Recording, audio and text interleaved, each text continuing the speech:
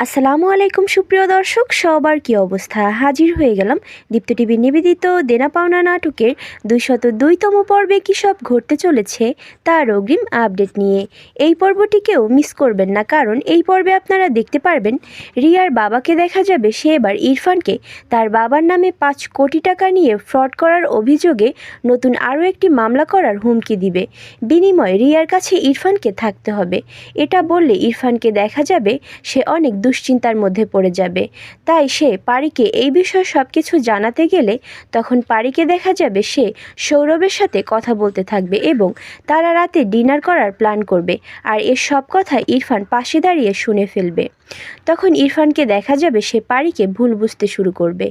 একটু পরে ইন্সপেক্টর আহাদকে দেখা যাবে সে পারির সাথে দেখা করার জন্য ইরফানদের বাড়িতে আসবে। ইন্সপেক্টর আহাদ পারিকে বলবে, পারমিতা, ইরফানের মুখে আপনার অনেক সাহসিকতার কথা শুনেছি। ইরফান আমাকে বলেছে যে সেদিনের পুরো ঘটনার সাক্ষী ছিলেন আপনি।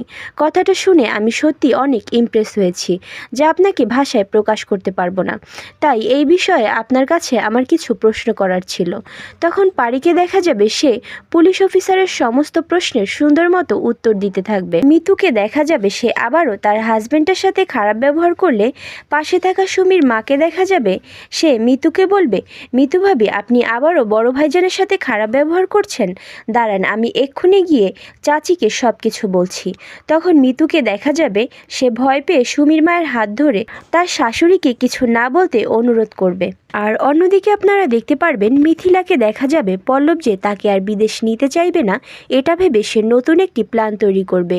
সে এবার এই বিষয়টি নিয়ে তার শ্বশুরকে হাত করবে। সে পল্লবের বাবার কাছে গিয়ে হাতে পায়ে ধরে অনেক কান্নাকাটি করতে থাকবে। তখন একটা পর্যায়ে পল্লবের বাবাকে দেখা যাবে সে মিথিলাকে ক্ষমা করে দেবে। আর এছাড়াও থাকছে আশ্চর্য সকল ঘটনা। সুতরাং সবাইকে দেনা পাওনা নাটকের আগামী পর্ব দেখার আমন্ত্রণ রইল। ধন্যবাদ।